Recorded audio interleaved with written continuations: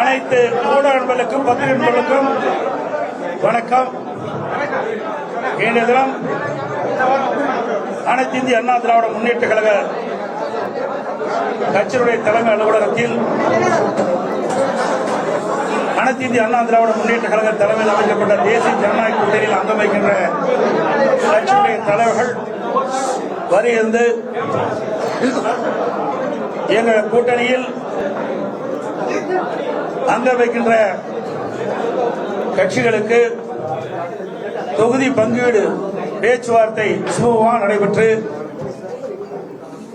ஒவ்வொரு கட்சிக்கும் எத்தனை தொகுதி என்று வரையறுக்கப்பட்டு அதன்படி இன்றைக்கு வெளியிடுகிறோம். பாரதிய ஜனதா கட்சிக்கு நடைபெற்ற சட்டமன்ற பொதுத் தேர்தலில் 27 இடங்கள் ஒதுக்கப்பட்டுள்ளன. பாட்டாளி மக்கள் கட்சிக்கு 18 சட்டமன்ற தொகுதியில் ஒதுக்கப்பட்டுள்ளன. அம்மா மக்கள் முன்னேற்ற கழக கட்சிக்கு 11 தொகுதிகள் ஒதுக்கப்பட்டுள்ளன.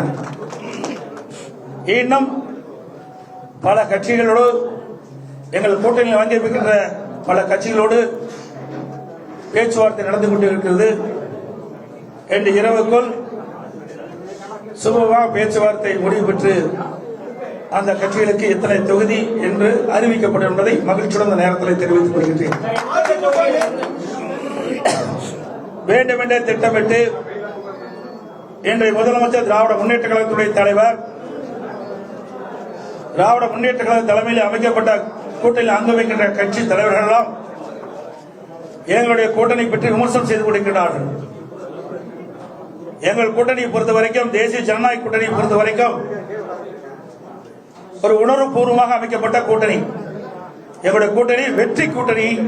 நடைபெறுகின்ற சட்டமன்ற பொதுத் தேர்தலில் 234 இடங்களிலே 210 இடங்களில் நிச்சயமாக வெல்லும்.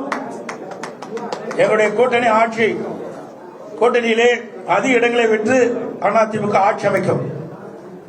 இன்றைக்கு வேண்டுமென்றே திட்டமிட்டு அனைத்து இந்திய அண்ணா திராவிட முன்னேற்ற கழகம் பாரதிய ஜனதாவோடு கூட்டணி அமைச்சிருக்கின்றன.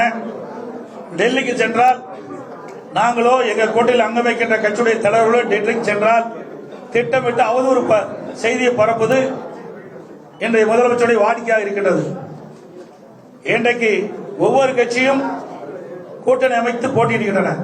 அதன் அடிப்படையிலே எங்களுடைய கூட்டணி அமைக்கப்பட்டு அவ்வப்போது எங்களுக்குள் இருக்கின்ற கருத்து பரிமாறுவதற்காக நாங்கள் டெல்லி செல்கிறோம். ஆனால் இன்றைய முதலமைச்சர் தோல்வி பயத்தின் காரணமாக டெல்லி சென்றாலே பயப்படுகிறார், அச்சப்படுகிறார். ஆக டெல்லி சென்று நடைபெறுகின்ற சட்டமன்ற பொதுத் தேர்தல் குறித்து ஆலோசனை நடத்துகிறோம். இன்றைய தினம் எங்களுடைய கூட்டணி கட்சியுடைய தலைவர்கள் அதிமுக தலைமை அலுவலகத்திற்கு வருகிறது. ஒவ்வொரு கட்சிக்கும் எத்தனை தொகுதி என்று பேச்சுவார்த்தை மூலமாக தீர்வு காணப்பட்டு இன்றைக்கு அறிவித்திருக்கிறோம். மகிழ்ச்சியுடன் தெரிவித்துக் கொள்கின்றேன்.